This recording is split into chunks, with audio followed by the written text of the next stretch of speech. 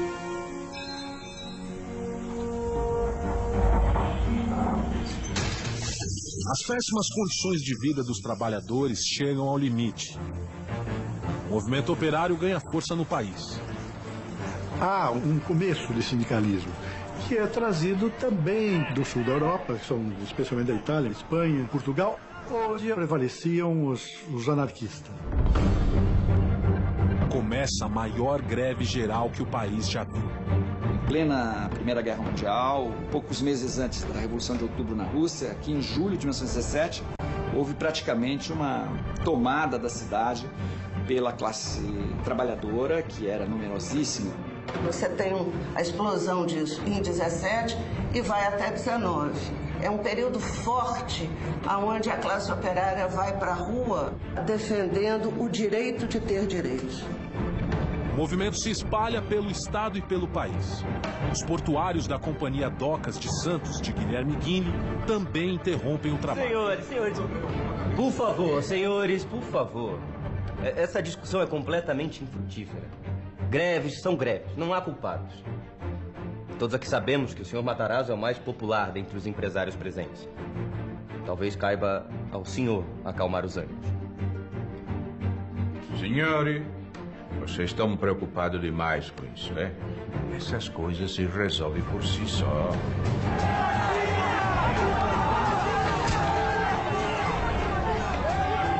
Eu já enfrentei muitas greves antes na minha vida. Eu sei como dialogar com os operários.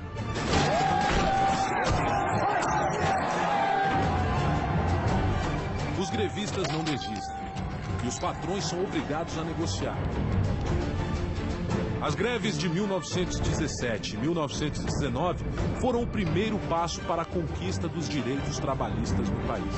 É um momento que mostra que, junto com a demografia, junto com a industrialização, junto com a modernização, havia também uma inquietação social que fazia com que a sociedade se movesse.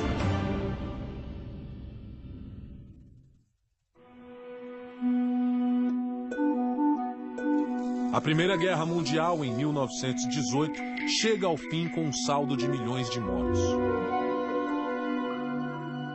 Nos 4 anos de guerra, a Martinelli S.A. acumulou uma frota de 22 navios e se tornou a maior companhia de importação e exportação do país. Mas com o fim da guerra, a travessia do Atlântico não é mais um desafio. Diversas empresas de navegação retomam suas atividades e Martinelli não tem mais a exclusividade das rotas. Os prejuízos causados pelas greves e o aumento da concorrência encurralam Martinelli.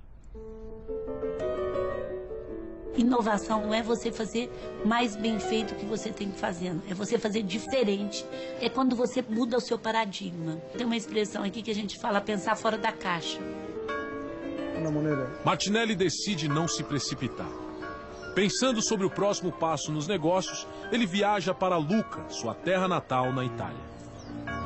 Foi uma oportunidade de estreitar os laços com a terra-mãe. Era uma questão de se exibir também, né? Exibir o seu sucesso.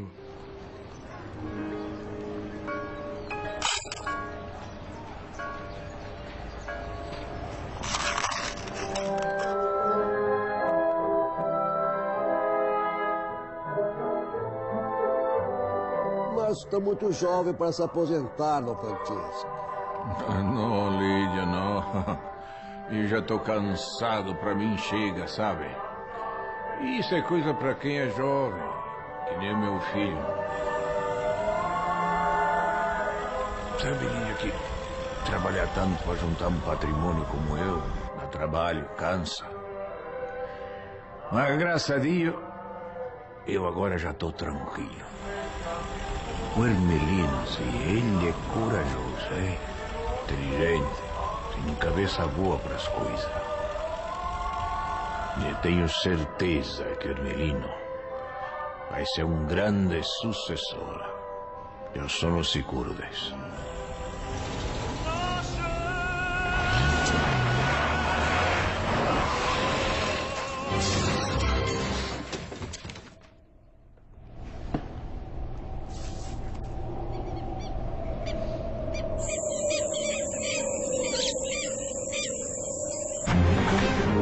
pelas péssimas condições de trabalho, o movimento operário se espalha pelo país. Apesar da tentativa de controlar a situação, os patrões não têm escolha e são obrigados a negociar com os trabalhadores. Prejuízos com as greves e o aumento da concorrência ao final da Primeira Guerra afetam diretamente os negócios de Martinelli, que parte para a Itália em busca de novas ideias. Francesco Matarazzo conduz a empresa durante as greves enquanto o filho Ermelino tira férias na Itália. E já tô cansado, pra mim chega, sabe? Isso é coisa pra quem é jovem, que nem o meu filho. Finalmente, Francesco pretende se aposentar, mas seus planos sofrem um doloroso dano.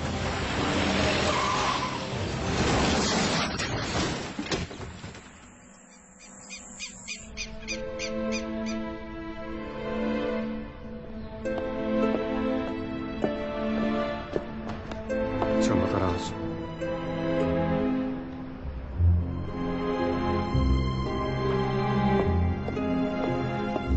Além da tragédia pessoal, a morte de Ermelino é uma tragédia para as indústrias Matarazzo. Francesco perde seu sucessor.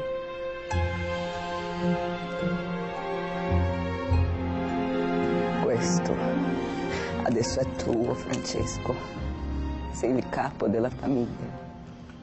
Agora, o chefe da família é você.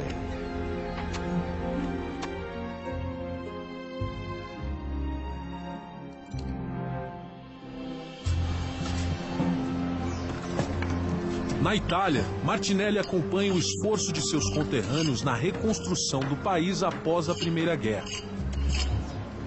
Ele passa pela Torre Gwynedd, o marco arquitetônico da cidade desde o século XIV. A cidade se notabilizou pelas torres antigas da Idade Média, que eram para defesa militar, e com o tempo as torres começaram a significar o poder. Ele era muito pobre e ele cresceu vendo esses palácios que eram os ricos da região. Então ele se ligou muito nessa arquitetura. Ele é um toscano que viu a arte desde criança. Martinelli é fascinado pela construção. A torre italiana o lembra da mansão Matarazzo na Avenida Paulista, o símbolo do triunfo de seu conterrâneo.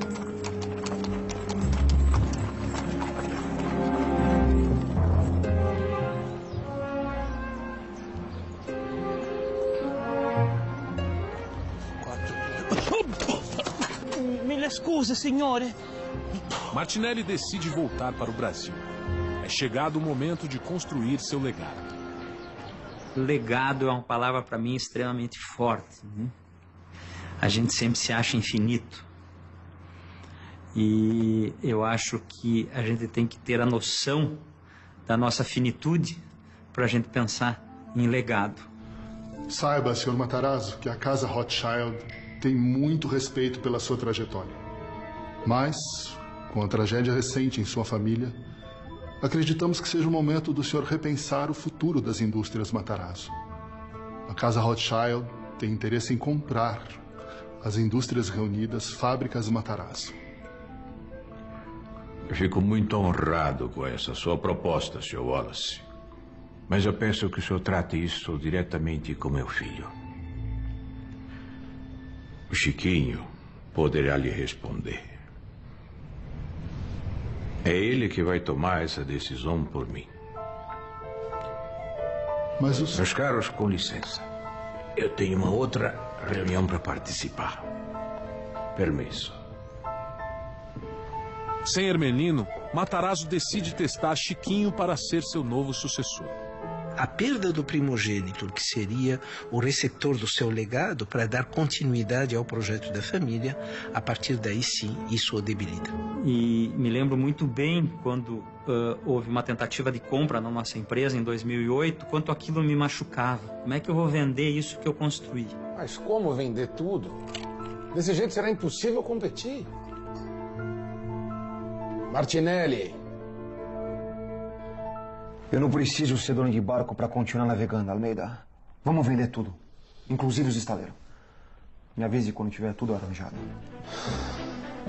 Martinelli mantém a empresa de importação e exportação, mas vende todos os seus navios. Com o dinheiro, ele compra o centenário Café Brandão, um dos mais populares pontos de encontro de São Paulo. E em seguida, manda derrubar. Inspirado na história e na arquitetura de Lucca, Martinelli alia um ousado plano de negócios ao seu desejo de construir um legado. Ele inicia a obra de um imenso projeto imobiliário no centro da cidade, o Edifício Martinelli. Uma torre em estilo Belas Artes, com 14 andares e mais de 300 salas e apartamentos. Ele juntou o ideal americano, do mundo novo, na escala, e a megalomania e o desejo de uma coisa assim marcante, né, ao estilo toscano. Como não existe indústria siderúrgica no Brasil, o aço tem que ser todo importado. Para diminuir a utilização desse material, o edifício é construído com concreto armado. É a maior obra desse tipo do mundo. E era um ideal também de luxo, era um sonho dele, né? Transformar a mentalidade de uma cidade que está crescendo com uma obra de arquitetura.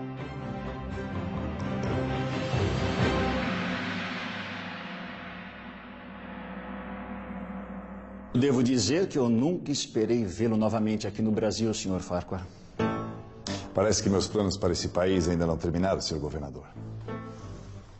Um grupo inglês, detentor de grandes jazidas de ferro em Minas Gerais, contrata Farquhar para implantar uma empresa de mineração, a Itabira Iron Company.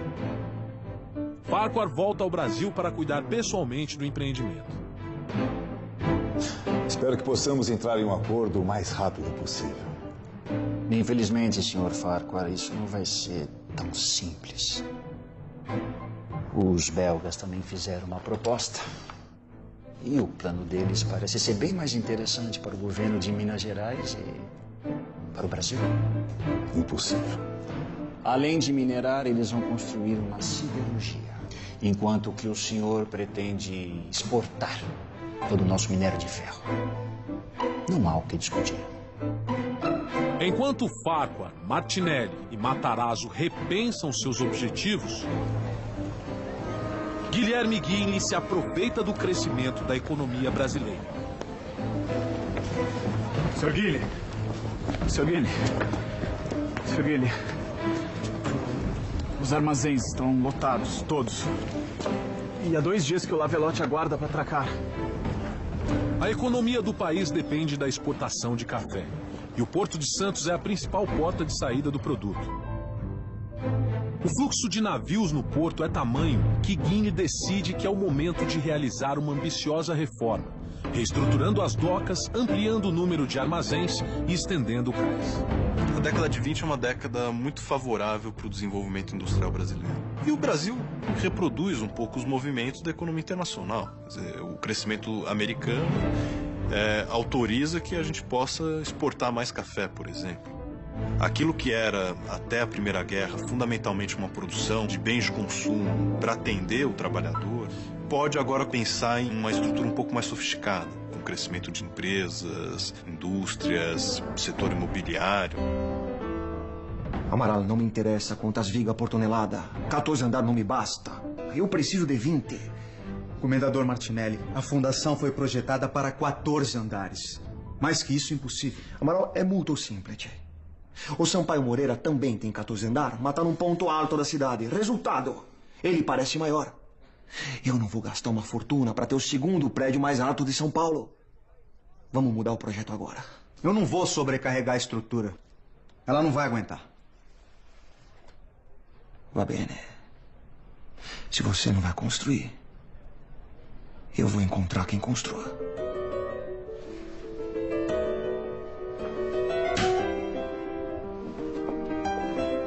O comendador quebra o contrato com a firma de engenharia e traz seu sobrinho Ítalo Martinelli para redesenhar o projeto. Em princípio era um prédio menor e num terreno menor. Aí foi pegando gosto pela obra e ele foi querendo aumentar o número de andares. Com a ajuda de Ítalo, o edifício de Martinelli chega a 24 andares. A construção continua a todo vapor. E o povo ficava entusiasmado, ainda passavam pelas ruas, pediam para subir mais ainda. Eu achava que era o símbolo do progresso, era o arranha-céu. Bela a vista daqui de cima. Me diga, Ítalo, e eu estava pensando. Quantos andares a mais você acha que a fundação aguenta? Bem, Zio, eu teria que fazer alguns cálculos, mas eu diria uns 4, talvez 5. Perfeito. Mais 5 andares, então. Va bene. Comendador Martinelli? A quem é o senhor? Esta é uma propriedade privada? Homens, larguem essas ferramentas imediatamente. Essa obra não é segura. Está embargada pela Prefeitura de São Paulo.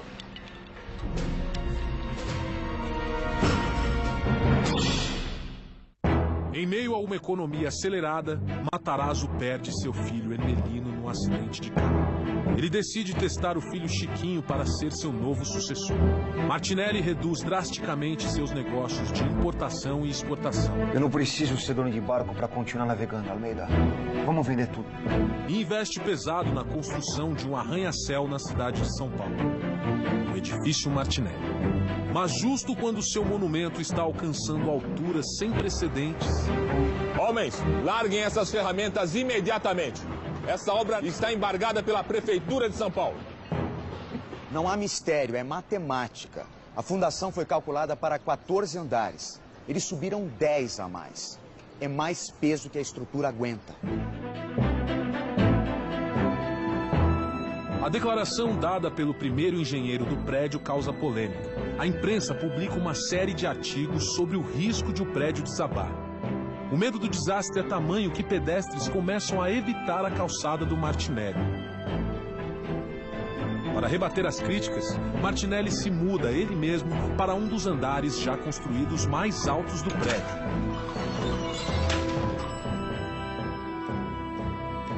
Enquanto Martinelli luta contra a publicidade negativa, Farquhar finalmente dá um passo adiante com sua empresa de mineração.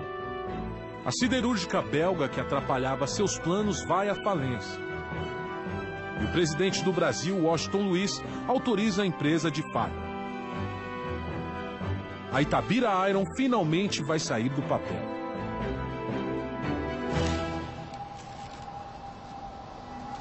Em São Paulo, a obra do edifício continua parada. A cada dia de obra parada, os prejuízos do comendador se acumulam. Era uma polêmica da cidade. Ele estava muito magoado com isso.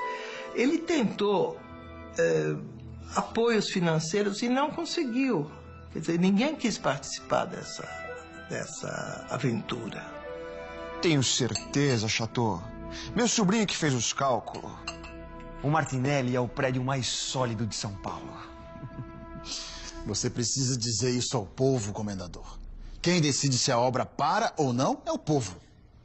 É por isso que te chamei aqui.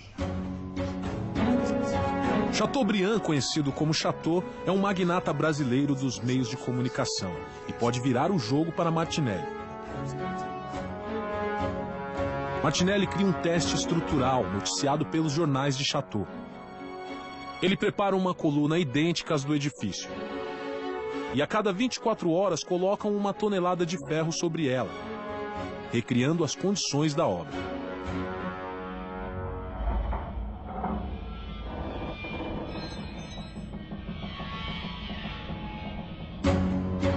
Durante 7 dias, engenheiros e a imprensa acompanham o teste, registrando alterações e possíveis rachaduras.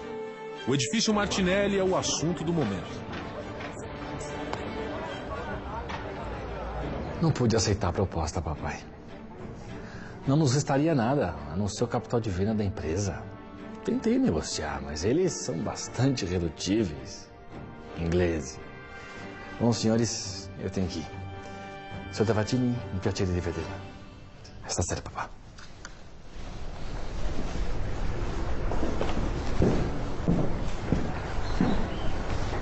Tavatini é ele. O Chiquinho está preparado. Ele vai ser o meu sucessor. Providencia tudo o que for necessário. Dom Francesco, será que o Chiquinho não é jovem demais para tamanha responsabilidade? Eu fico pensando na reação dos mais velhos. O modelo sucessório da época era de substituir o comandante por um novo comandante dentre os herdeiros. O Conde Chiquinho era muito próximo do pai e era amado como os demais filhos, mas era o que estava mais próximo dentro da atividade industrial.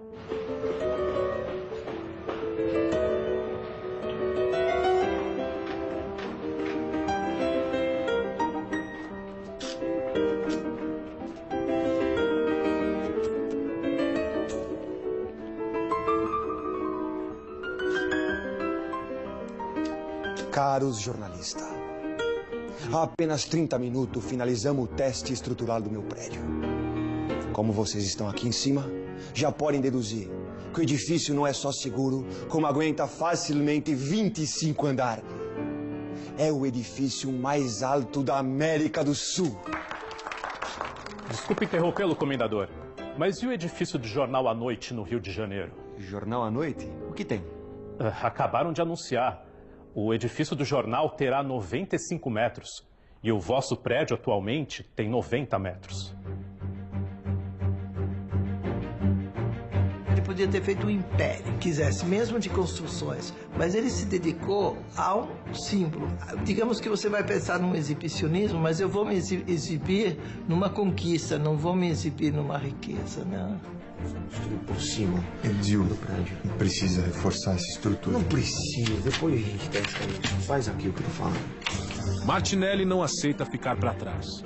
Utilizando materiais de estrutura mais leves, ele manda construir um palacete de 5 andares no topo do prédio. A Vila Martinelli.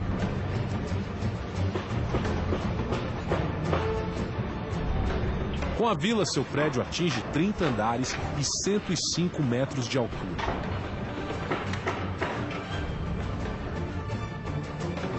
Com 960 salas, 247 apartamentos e pesando 580 mil toneladas, o Martinelli é um gigante de concreto armado no centro de São Paulo.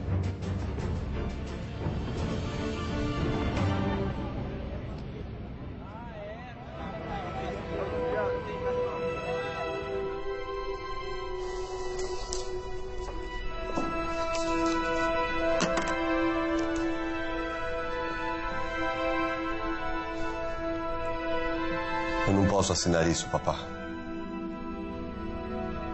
Você vai assinar. Eu tomei essa decisão pensando no bem-estar de toda a família. Eu entendo a sua angústia, papá. Mas eu não concordo com a sua escolha para a presidência.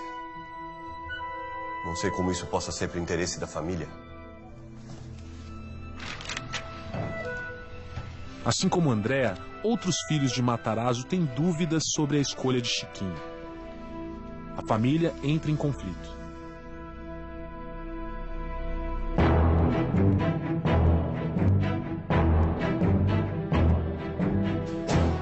Com a quebra da Bolsa de Nova York, os negócios de importação e exportação de Giuseppe Martinelli despencam. Está percebendo que o nosso negócio está acabando? A crise é tão forte que o italiano pega gigantescos empréstimos para saldar suas dívidas. Com o mundo entrando na depressão, o fluxo de embarcações do Porto de Santos também despenca. Guilherme Ghini percebe que as reformas das docas que iniciou serão inúteis. E as chances de Farquhar conseguir dinheiro de investidores agora são praticamente zero. O projeto da Itabira Iron é adiado mais uma vez. Já a crise das indústrias Matarazzo não é financeira, é familiar. Sem a assinatura de todos os filhos do testamento, o futuro de sua empresa não está garantido. Enquanto o mundo afunda em uma crise financeira, os impérios de Farquhar, Martinelli, Matarazzo e Ghini parecem próximos do fim.